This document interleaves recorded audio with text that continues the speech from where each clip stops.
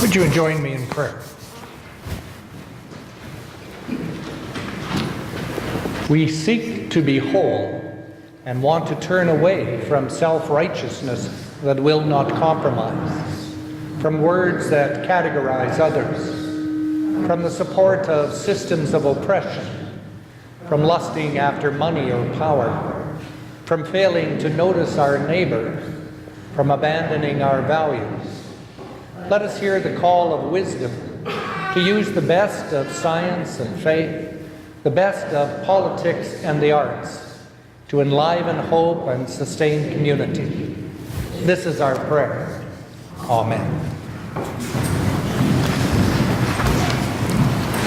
At our first service this morning, we entertained a slightly different way of praying. Not brand new to the congregation, but I don't think we've engaged it this fall. And that is to invite you to think of something that you're thankful for today, or perhaps a concern that you might have for yourself or someone you know, or for some situation in the world. So we're not expecting everybody to speak, although you can if you want. We don't need to see the Riders game.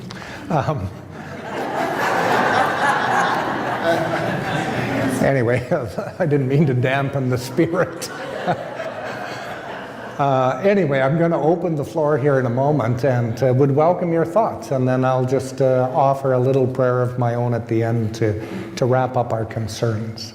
So things that you might be thankful for, people or situations you want to pray for, situations in the world. Anyone on this side? Yep. I would like to thank my family, the congregation, for being with us in a tough time for our family. And I just thank you, Brian, and the rest of the people here. And God bless each and every one of you, and we'll get through this. Thank you. Thank you. Some worries about a pregnancy that seem to have resolved, so thank you for that. Anyone else? Yeah, Judy?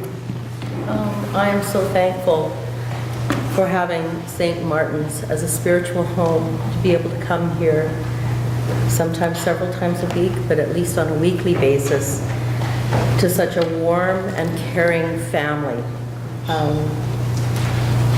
I can't imagine being anywhere else. Okay, Thanksgiving for the community of St. Martin's. Yes, Kent. I'm thankful for the support for the veterans that are given in Saskatoon. Yes, recognizing Remembrance Day was yesterday. Thanks for the community that remembers and supports the veterans.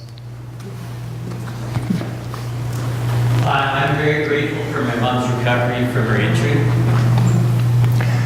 Maureen, I saw this week, and she is coming along remarkably. So. I just like to say on behalf of the congregation, thank you for the life of Betty Lang. We celebrated her life yesterday here with the support of Darren, who led very well, and her family and the UCW. It's just a joyful, cheerful time. Remembering and celebrating the life of Betty Lang. Lucien. I'd like to pray for a very good friend of ours who has just gone through some surgery. He's facing some further medical complications. All right, a prayer for a friend facing medical challenges. Yes, sir. I'd like to pray for the Times Herald in Moose Jaw. It's shutting down next month. Prayer for the employees probably at the Times Herald and the community who are having to do without a newspaper. Well, thank you. I had a couple of prayer concerns prior to the service. Pray for Debbie's dad, Morris, who's undergoing significant health challenges. And Mavis mentioned our friend Brian, who broke his pelvis, I believe, hip, and is receiving medical care. Let us just pray for a moment together. God, we give you thanks for the gift of life and for the empowerment of our lives. We thank you for the community in which we live, and particularly this community in which we seek to grow our faith and to be cared for.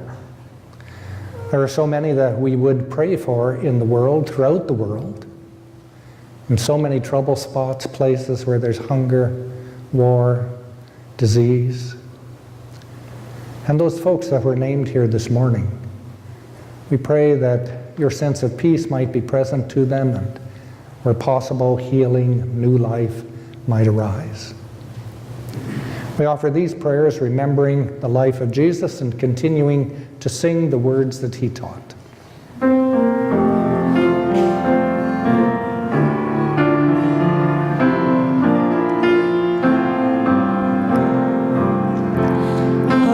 Father in heaven, hallowed be your name. Your kingdom come, your